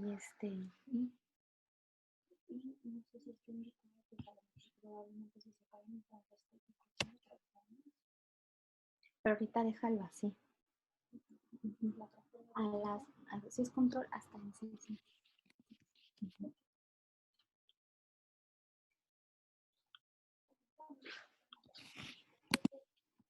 ¿Ya? Listo, ya se ve. Ay, bueno, no sé qué pasó. No sé qué pasa, pero ya. Entonces, vemos que coopera perfectamente bien, que se hace el cepillado, que la mamá hace una perfecta técnica de cepillado y el niño coopera sin problema. Bien. Y entonces, para determinar el tipo de tratamiento que vamos a utilizar, tenemos que conocer el nuevo concepto biológico de la caries, donde ya sabemos que no es una enfermedad infecciosa, que no es una enfermedad transmisible, que básicamente se debe a un desequilibrio del pH producto de una disbiosis. Entonces, que si disminuye el pH, lo que vamos a tener como resultado es una desmineralización, que si a través del tapón, el efecto buffer de la saliva, con los dentríficos florados, con una buena técnica de cepillado, sube el pH, entonces lo que vamos a tener como resultado es una remineralización. De esta forma sabemos que etapas tempranas de las lesiones cariosas podemos detenerlas y a través de ciertos dentríficos y ciertos barnices podemos remineralizar las zonas que fueron desmineralizadas por el descenso del pH. Y entonces, ¿qué es lo que les platicaba? Que entramos a la mínima invasión, donde antes se consideraba pues que era nada más era realizar pues restauraciones o cavidades conservadoras y que realmente se ha considerado toda una filosofía que se basa en 4 premisas principales. La primera es la valoración limitada, apropiada al nivel de la enfermedad, que está individualizada y de acuerdo al riesgo a caries, que debemos de detectar oportunamente la enfermedad, que debemos de aplicar estrategias preventivas específicamente orientadas y por lo tanto una intervención quirúrgica adecuada a la enfermedad. Y entonces encontramos que la mínima intervención tiene 2 componentes, una que es la evaluación de riesgo a caries como tal y otro que es el componente restaurativo propiamente dicho. La evaluación de riesgo a caries pues se va a dividir en detección de los factores de riesgo, la prevención de la enfermedad controlando los factores, la susceptibilidad individual del paciente y el diagnóstico precoz de la enfermedad. En cuanto al componente restaurativo, vamos a encontrar paralización de la enfermedad, remineralización de las lesiones y obviamente la restauración de las lesiones bajo las premisas de mínima intervención. Ya una vez que nosotros identificamos el riesgo a caries de mi paciente y determinamos cuál es la susceptibilidad de mi paciente, pues podemos encasillarlo ya sea en un cuidado estándar o un cuidado activo, que es lo que nos va a permitir prevenir que avancen estas lesiones. El cuidado estándar o mantenimiento va a incluir pues lo que todos hacemos en nuestro consultorio, que es la técnica de cepillado, la pasta florada, el hilo dental, el consejo dietético y sobre todo la motivación del paciente. Y el cuidado activo que me va a incluir la descontaminación, la remineralización de las lesiones, el control de los factores de riesgo a caries y vamos a encontrar los selladores también como cuidado activo. En cuanto al componente restaurativo y hablando en específico de la paralización de la enfermedad, tenemos 2 opciones, que es el arresto a caries utilizando el fluoruro de amino de plata, que es ya muy viejo, pero que actualmente ha vuelto al protagonismo, o bien la paralización de la enfermedad a través de un biomaterial. Es decir, donde yo coloco un biomaterial, logro un perfecto sellado y evito que pase oxígeno y sustrato a las bacterias. De esta forma se eliminan las bacterias y yo permito que los odontoblastos empiecen a producir un puente de dentina reparativa. Este es el fluoruro de amino de plata, generalmente lo aplicamos en IGDAS 1, 2, hasta 3, o podemos incluso aplicar en IGDAS 4 cuando se trata de la dentina externa, no de la dentina interna. Ya sabemos que, bueno, el inconveniente es el cambio de color a negro carbón. Hay muchos estudios que hablan sobre el fluoruro de amino de plata. Se ha utilizado en muchos países con excelentes resultados en cuanto al arresto de caries. Y bueno, nosotros utilizamos el Cariestop al 30%, es el que se vende aquí en México, es a 35.800 partes por millón. Es básicamente una solución incolora que se utiliza para arresto de caries y desensibilizante. Está formado por iones de amonio y iones de fluoruro de plata y esta combinación me va a generar una alcalinidad de 8 a 9 pH. Y en realidad se propone que este efecto antibacteriano es debido a que el fluoruro estañoso, las sales de plata aplicados sobre la superficie del diente, me va a formar sales que se van a precipitar sobre la superficie y van a disminuir la permeabilidad del esmalte. Y obviamente esto se debe al bloqueo de la patita debido a la plata insoluble, y en el caso de la edentina lo que va a ocasionar es una estimulación de formación de dentina esclerótica y calcificada. De esta forma se da todo lo que es el proceso de arresto a caries y la desensibilización de ciertas zonas con hipersensibilidad. Hay muchos estudios y mucha evidencia clínica que utilizan el fluoruro de amino de plata. Hay artículos que nos hablan que 38% resultó más efectivo a este porcentaje, y nos habla que también el estatus de la higiene oral tiene que ver mucho, es decir, mientras mejor higiene oral tenga el paciente, tiene mejores resultados el fluoruro de amino de plata. Y también nos sugiere que en los niños que tienen una pobre higiene oral, pues en lugar de hacer una aplicación anual, lo ideal es hacer 2 aplicaciones anuales. Los padres lo prefieren a pesar de la poca estética. Se sugiere como un protocolo al menos una aplicación anual, aunque en otros artículos les comento que se sugieren 2 veces al año. Se observó que hay una mejora en los resultados si hay una mayor aplicación de este fluoruro de amino de plata más veces. Se sugiere que no se debe enjuagar, y además se observó una mayor inhibición de la placa cariogénica. Y aquí tenemos este caso. Este es un IGDAS 3, se colocó fluoruro de amino de plata, se hicieron 4 aplicaciones. Si se fijan, el niño tiene 1 año porque apenas está el primer molar temporal, no ha brotado el segundo molar temporal. Y después del fluoruro de amino de plata, pues lo que hicimos fue colocar un sellador. Lo pudimos dejar así, sí se pudo haber dejado así. Nada más que obviamente nosotros colocamos el sellador únicamente por la parte estética, tratando de tapar el color negro carbón del fluoruro de amino de plata. O bien pude haber colocado el puro sellador y también sería suficiente. Y ven, quedan perfectamente bien. Yo tengo la seguridad de que abajo está arrestada la lesión de caries y encima coloqué un sellador ionomérico para que estéticamente me diera otra apariencia. Aquí estamos colocando el sellador ionomérico, aquí está colocado y queda perfectamente bien. En cuanto a la remineralización de las lesiones, pues cuando se trata del esmalte, que se pierden los iones de calcio, fosfato y fluoruro, lo que tengo de opción es aplicar barnices que precisamente le proporcionen al esmalte los iones que se perdieron. Y en el caso de la dentina, también va a ser a través de los odontoblastos, cuando yo logro un perfecto sellado y evito que pase el oxígeno y el sustrato a las bacterias, se eliminan las bacterias y de nuevo los odontoblastos comienzan a formar dentina reparativa. En esto de la remineralización, yo en mis pacientes, el 60% de mis pacientes, yo creo que con compromiso médico, utilizo la llamada terapia de choque, que ya es muy conocida por ustedes, que consta de 3 fases: la terapia de barnices, la terapia de pastas y la modificación de hábitos. ¿Sí? La terapia de barnices, que se da en 4 semanas, bueno, todo el tratamiento se da en 4 semanas, se alterna en la semana 1 el barniz de clorhexidina, en la semana 2 el barniz de flúor, se repite en la semana 3 el barniz de clorhexidina y en la semana 4 de nuevo el barniz de flúor. Barniz de clorhexidina podemos utilizar Servitet, podemos utilizar Vernis, el barniz de fluoruro, el que ustedes quieran, Enamel Pro, My Varnish, Enamelast, Durafat, Clinpro, el barniz que ustedes quieran. En la terapia de dentríficos, igual, es en 4 semanas. La semana que yo aplico barniz de clorhexidina, mi paciente se va con un dentrífico de clorhexidina 0.12% 3 veces al día.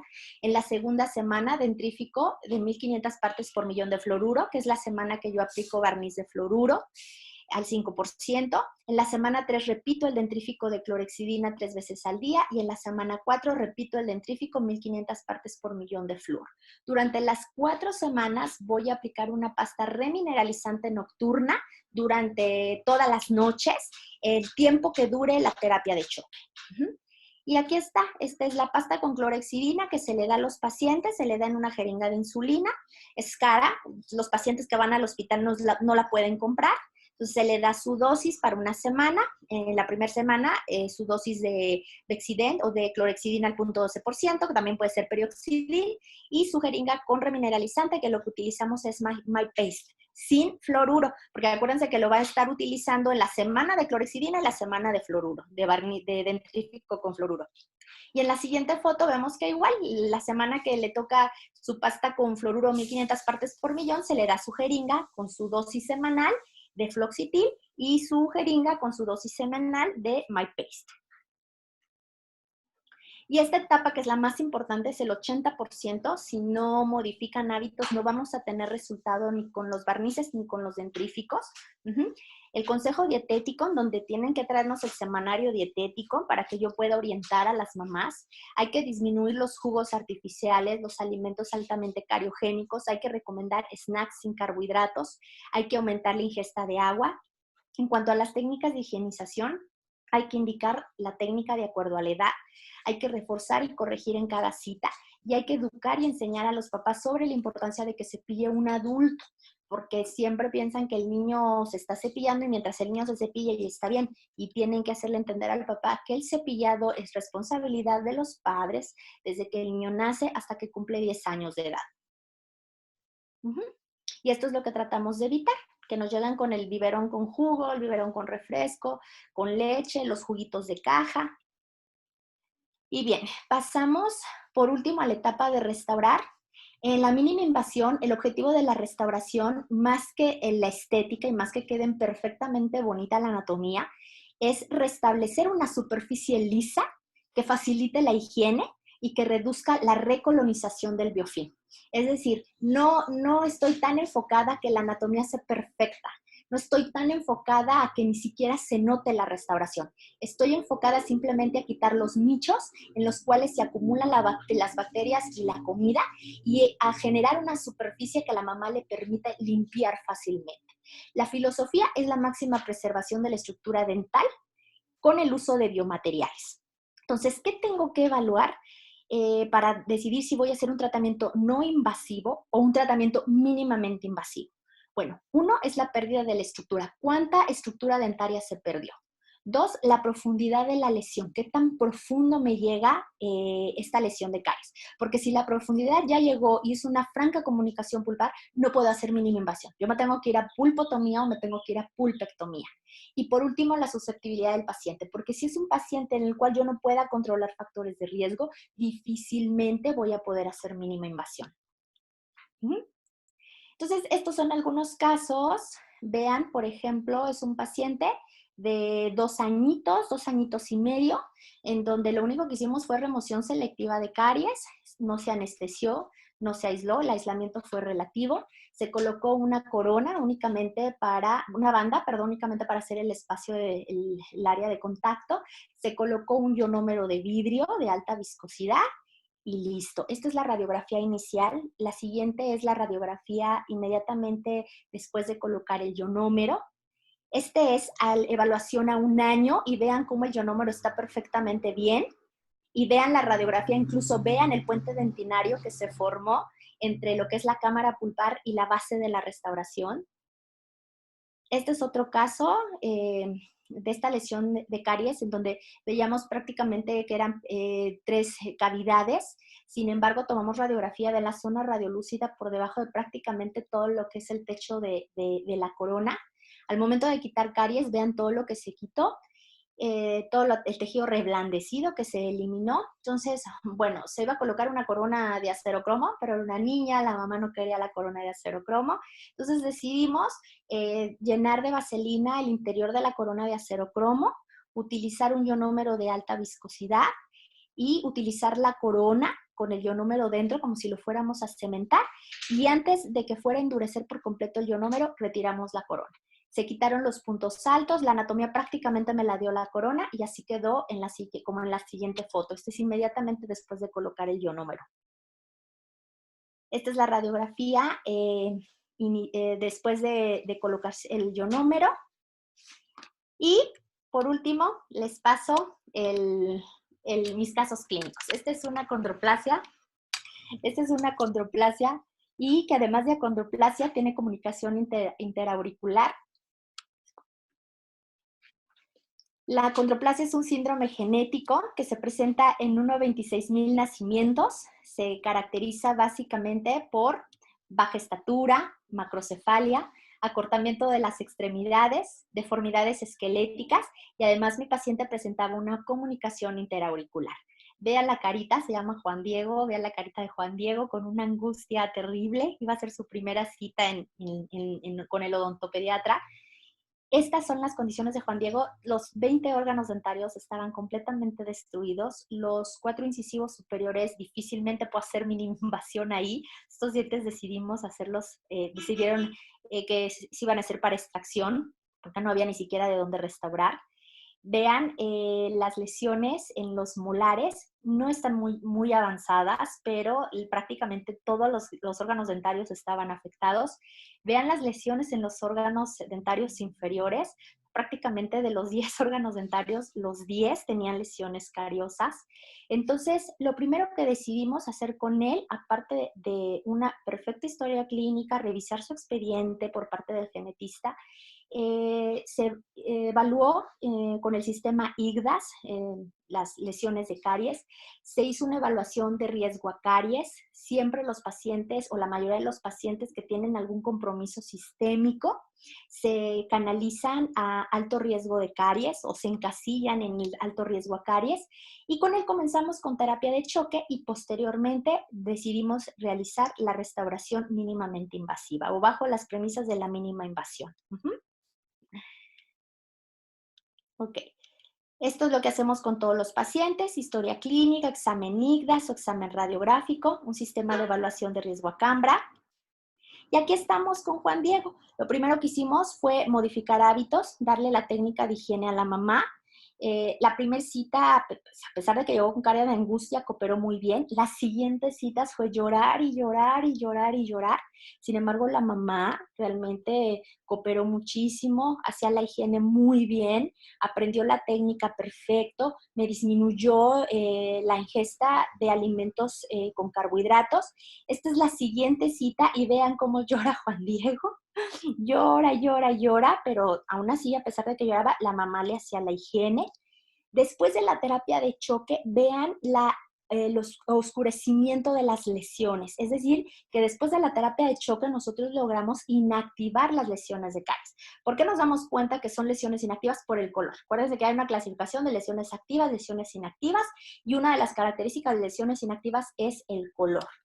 ¿Sí? Vean aquí también en estas lesiones de los órganos dentarios inferiores cómo se oscurecieron. ¿Por qué? Porque gracias a la terapia de choque, a la modificación de hábitos, a la colocación de barnices, a la aplicación de dentríficos florados y con clorhexidina, logramos inactivar las lesiones.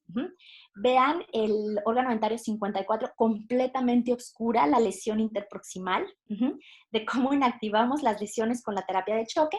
Como el tratamiento era muy extenso y muy invasivo, entonces decidimos, y bueno, a pesar de la terapia de choque, Juan Diego lloraba y lloraba y lloraba y no cooperaba, pues se decidió hacer bajo anestesia general.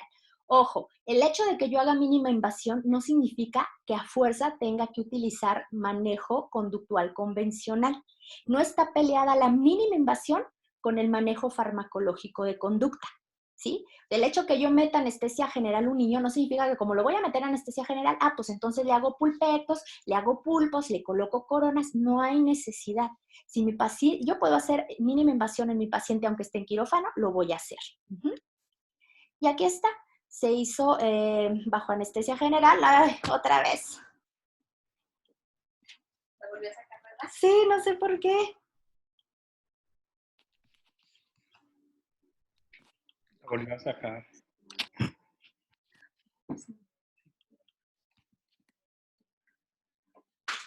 Sí, mejor, si no dile, pero... Sí, sí, sí. ¿Cómo va, doctora? Sí se perdió nuevamente la pantalla.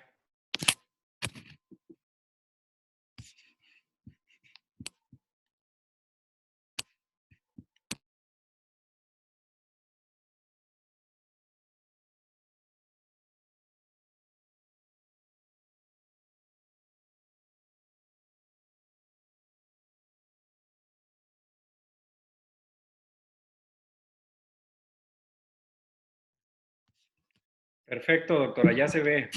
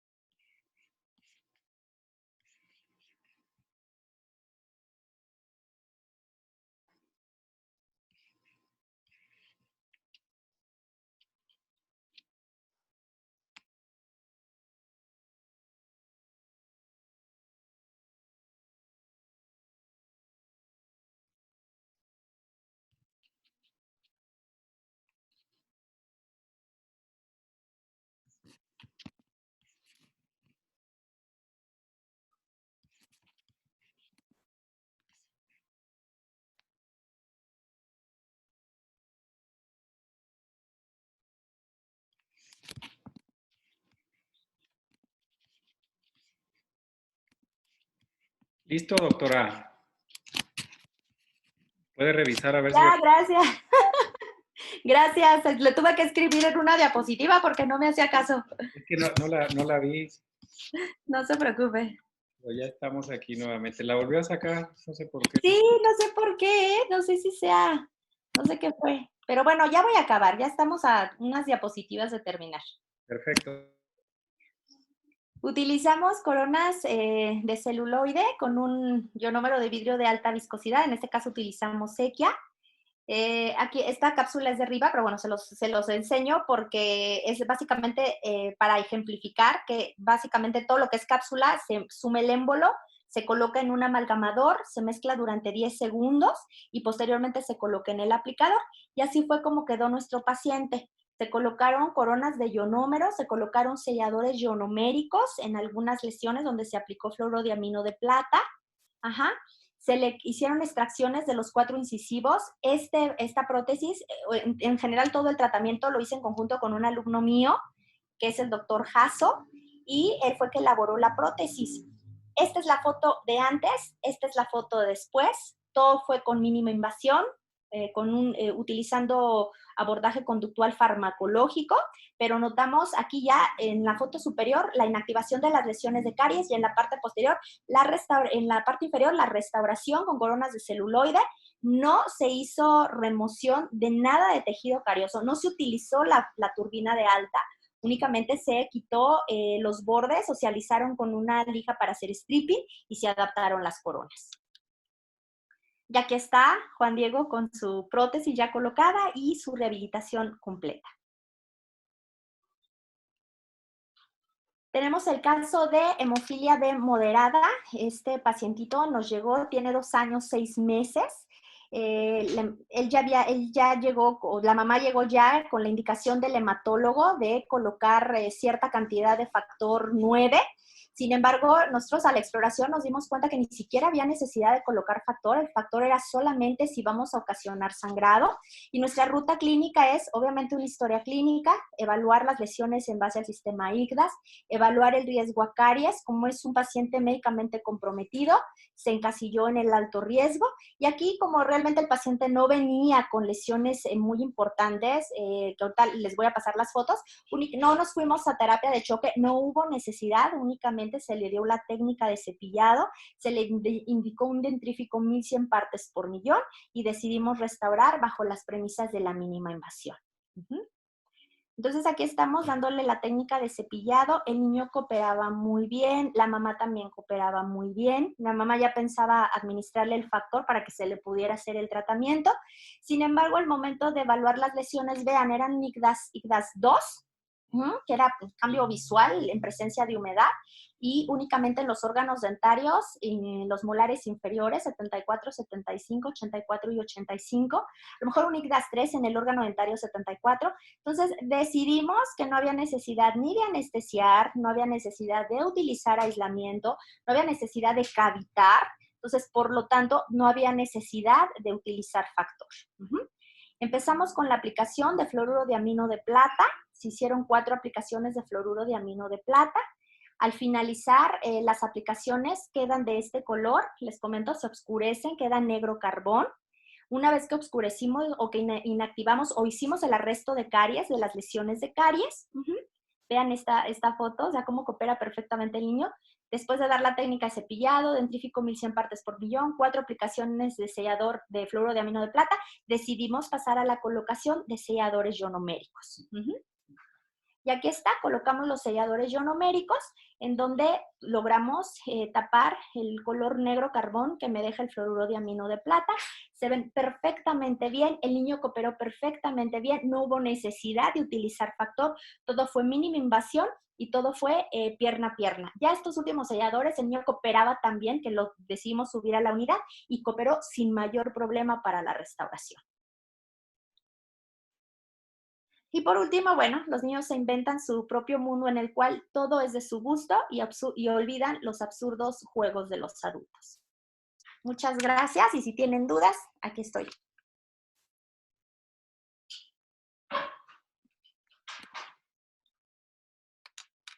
Muchas gracias, doctora, por tan excelente presentación.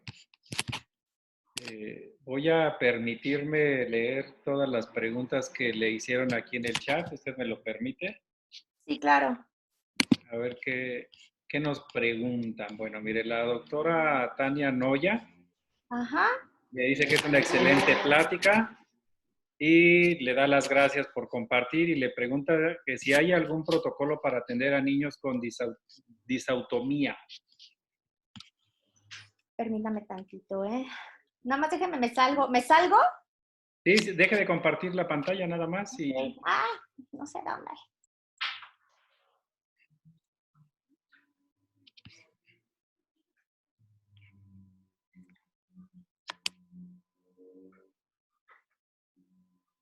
Está un poquito trabadita, ahí voy. Ya. ¿Ya, verdad? sí, ya se ve inactiva Sí, ya, ¿verdad? Perfecto, sí. Muchas gracias, doctora. Ya, muchas gracias. Ya, gracias. Y, Sí, ya lista. A ver, entonces, sí, le la decía que la doctora Tania Noya le da las gracias por compartir y le pregunta si existe algún protocolo para atender a niños con disautomía. No tengo experiencia en niños con disautomía. Desconozco si hay algún protocolo porque no he tenido la oportunidad de atender pacientes ni en la clínica del bebé, en el hospital, ni aquí en el consultorio de forma privada. Entonces, le voy a quedar mal a la doctora, pero no tengo experiencia en ese campo. Ok. Entonces, pasamos a la siguiente pregunta. La doctora Cassandra le hace 3 preguntas. Sí. Primera, dice, en los pacientes cardiópatas, ¿no es tan recomendable aparatología fija? Eso va a depender del paciente. O sea, eso va a depender si mi paciente, si tiene buena higiene, si los papás son perfectamente cooperadores, generalmente sí podemos colocar aparatología fija. Sin embargo, no es una de las prioridades en los pacientes cardiópatas. En los pacientes cardiópatas lo que nos interesa es que estén libres de focos infecciosos. ¿Y por qué muchas veces no decidimos colocar aparatología fija? No decidimos colocar aparatología fija porque es un acúmulo de bacterias y es un factor de riesgo para que me generen lesiones cariosas que se me va a complicar, digo, no es forzoso que me genere endocarditis bacteriana, pero que me van a complicar la atención y que si no los atiendo a tiempo no puedo hacer mínima invasión, sino me tengo que ir a lo convencional, y lo convencional es dar profilaxis antibiótica, hacer tratamientos pulpares. Entonces, lo ideal es no, pero no podemos generalizar y hay pacientes que si el papá es muy cooperador, que incluso si ya está controlada la cardiopatía y tiene buena higiene, podemos colocar aparatología fija. Sin embargo, no es una prioridad. La prioridad es que esté libre de focos infecciosos. Perfecto. Entonces, la segunda pregunta va relacionado al tema del control de la cepa microbiana. Dice la segunda pregunta. ¿Qué opinas sobre la resistencia microbiana en los pacientes cardiópatas al darles la profilaxis antimicrobiana? Bueno, en general nosotros como odontólogos somos una gran causa de que generamos resistencia bacteriana debido a que damos antibióticos sin ton y son. O sea, nos llegan abscesos dentoalveolares y damos profilaxis y damos antibiótico cuando ni siquiera hay necesidad, ¿no? Con canalizar y hacer la pulpectomía es suficiente. Entonces, aquí la situación, vuelvo a lo mismo, es beneficio y riesgo. Si mi paciente, al no dar profilaxis antibiótica, yo voy a generar un riesgo para su vida, pues yo prefiero dar profilaxis antibiótica. Sin embargo, por eso, ¿a qué voy con esto? A que la mínima invasión nos ha permitido reducir al mínimo la profilaxis antibiótica, porque ya no tengo que anestesiar para todo, ya no tengo que aislar para todo, ya no tengo que medicar a mi paciente para todo. Entonces, ha sido un cambio para nosotros y ha sido una disminución en el riesgo de resistencia bacteriana precisamente por la profilaxis antibiótica. Sin embargo, si a mí me preguntan, ¿qué prefieres, la resistencia antibacteriana, la resistencia bacteriana o una endocarditis bacteriana? Yo prefiero darle el antibiótico y a que desarrolle mi paciente cardiópata una resistencia bacteriana. Perfecto. La tercera pregunta, doctora. Pide la doctora Cassandra igualmente que si tiene algún libro que le pueda recomendar sobre la atención a pacientes especiales, le da las gracias y le dice que muchas felicidades por tan entendible plática. Ay, gracias. Sí, yo me baso mucho en el libro de el doctor Castellanos, José Luis Castellanos se llama, y habla específicamente de el manejo del paciente con enfermedad sistémica. No habla en específico de los pacientes de los pacientes pediátricos, habla en general del paciente adulto, pero ya nada más es cuestión de que nosotros lo adaptemos a las necesidades especiales del paciente pediátrico. Entonces, ese es el libro en el que yo me baso y obviamente me complemento con los artículos que van saliendo y con lo que yo me voy actualizando. Ya más adelante, ya no sé, por ahí ya les había comentado que estamos elaborando un manual del tratamiento de los pacientes con compromiso médico con mínima invasión. Entonces, estamos en la elaboración. En cuanto esté terminado, pues yo les haré llegar, porque así lo estamos explicando, así como se los dije, súper conciso, súper preciso, paso 1, paso 2, paso 3, así está quedando el manual de médicamente comprometido. Entonces, esperamos que les sirva, que sea práctico y que no dé flojera leerlo. Perfecto, muchas gracias, doctora. El doctor Omar Martínez Trián, del Hospital Infantil de México, Federico Gómez, le hace una pregunta y la pregunta es que si el fluoruro de amino de plata tiene alguna contraindicación para ser utilizado en pacientes con compromiso sistémico o con algún medicamento. No, en realidad no he encontrado nada en la literatura que diga que está contraindicado en pacientes con enfermedad sistémica o con algún medicamento. Nosotros utilizamos el fluorodomino de plata para, por ejemplo, ¿qué te puedo decir? Yo creo que un 30%, 40% de los pacientes los manejamos con fluoruro de amino de plata. Cuando nos llegan con lesiones 1, 2, 3, incluso hasta 4, y que son súper, por ejemplo, pacientes neurológicos que son súper complicados de atender, preferimos hacer el arresto de caries que irnos a la odontopediatría convencional. Sin embargo, no he encontrado ningún reporte en la literatura que me hable de contraindicación en ciertos padecimientos ni con ciertos medicamentos. Si él tiene alguna información y me la quiere hacer llegar, yo encantada y abierta a hacer una revisión más completa. Perfecto, muchas gracias. El doctor Regino Bueno Barros, desde Varadero, Cuba, le manda felicitar, doctora, por su excelente plática. La siguiente pregunta, el doctor Adrián Rodríguez Hernández le hace una pregunta, dice, ¿nos podría compartir bibliografía con respecto a los protocolos de uso de materiales o medicamentos para la inactivación de lesiones cariosas? Y muchas felicidades por la sesión. Claro que sí, si me hace, o le pongo mi correo y me hace llegar su correo, hay mucho de biomateriales, hay mucho de arresto de caries, no específicamente en paciente médicamente comprometido, ¿eh? Yo he ido metiendo esto a los pacientes con compromiso sistémico, pero en realidad no hay publicaciones en donde la mínima invasión se dé o se publique, no hay publicaciones de estas dos áreas de la odontopediatría. Yo soy la que me he metido y la que he incursionado. A ver, mi paciente médicamente comprometido, los vamos a atender ahora con mínima invasión. Y de lo que sé de mínima invasión y lo que hemos investigado, lo he estado aplicando en estos pacientes. Entonces, yo le puedo mandar evidencia científica, no en específico para el paciente médicamente comprometido, pero evidencia hay mucha y con mucho gusto se lo puedo pasar. Perfecto, muchas gracias, doctora. La doctora Lorena López González le dice muchas felicidades, Gaby. Ay, gracias. El doctor Eric Padilla le hace una pregunta de si el sellado ya es hermético, ¿por qué colocar fluoruro diamino de plata previamente? Sí, yo lo comenté, podemos colocar el puro fluoruro diamino de plata, podemos no colocar fluoruro diamino de plata y únicamente colocar el sellador, efectivamente, porque tiene un sellado hermético, efectivamente.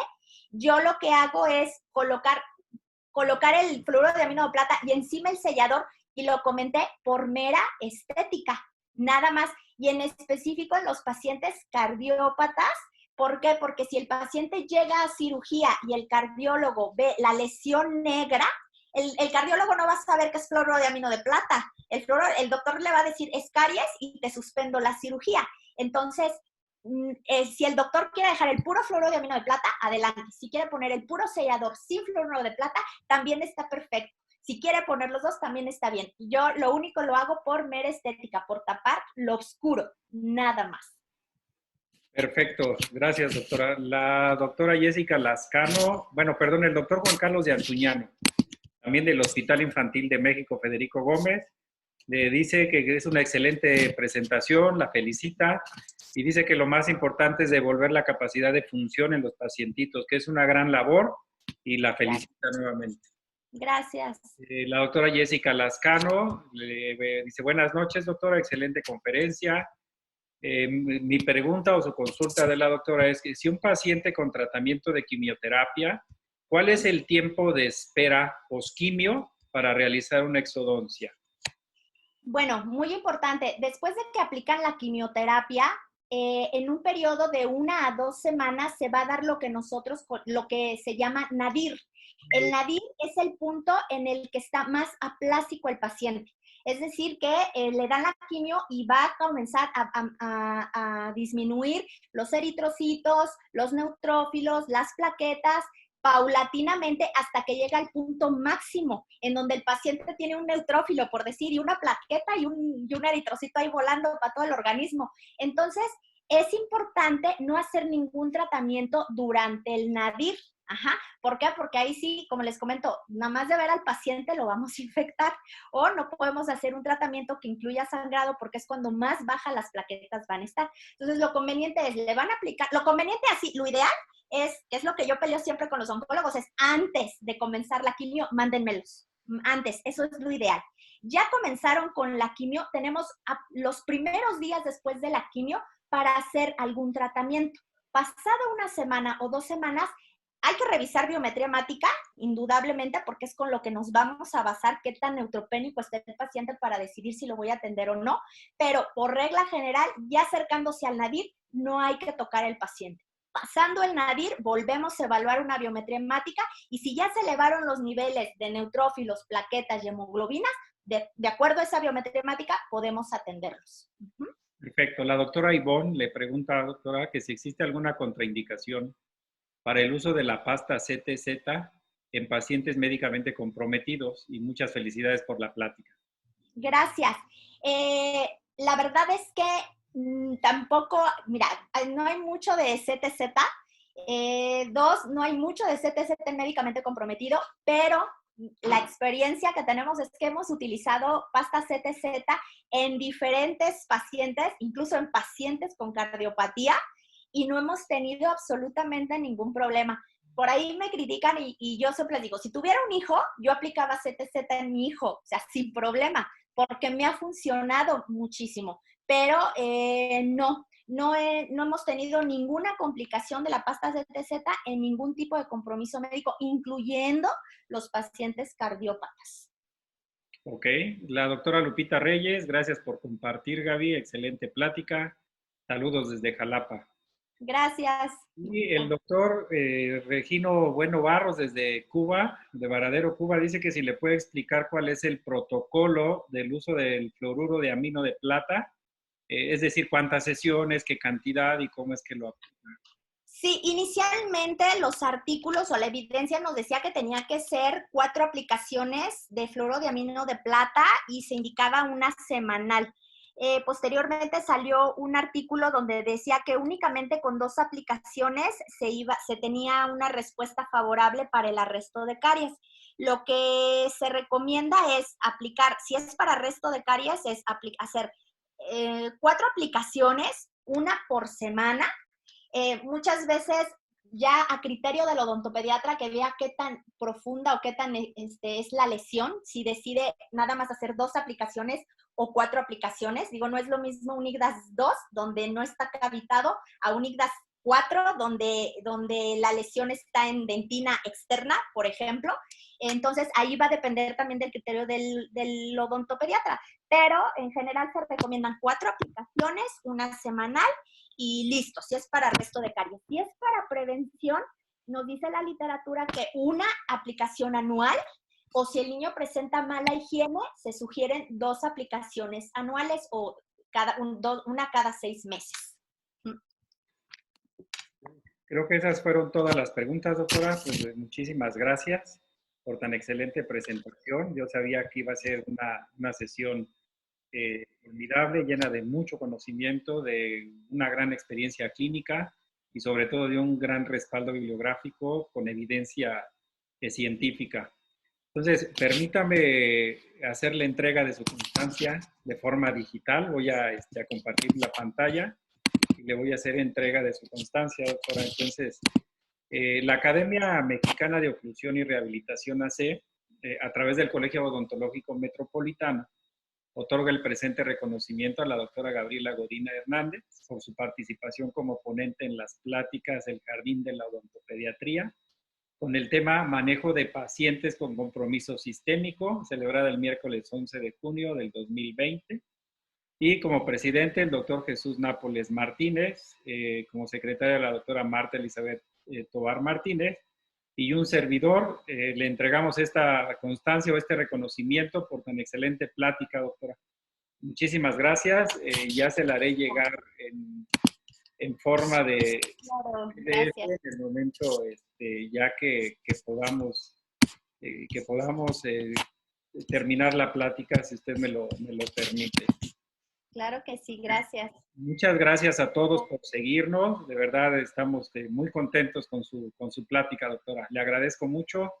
Y una felicitación adicional por su reciente noticia del embarazo que tiene. Muchas felicidades. Gracias. Cuídense mucho, muchas gracias. Y gracias a todos por seguirnos. Gracias, hasta luego. Gracias, doctora. Gracias. Bye, bye.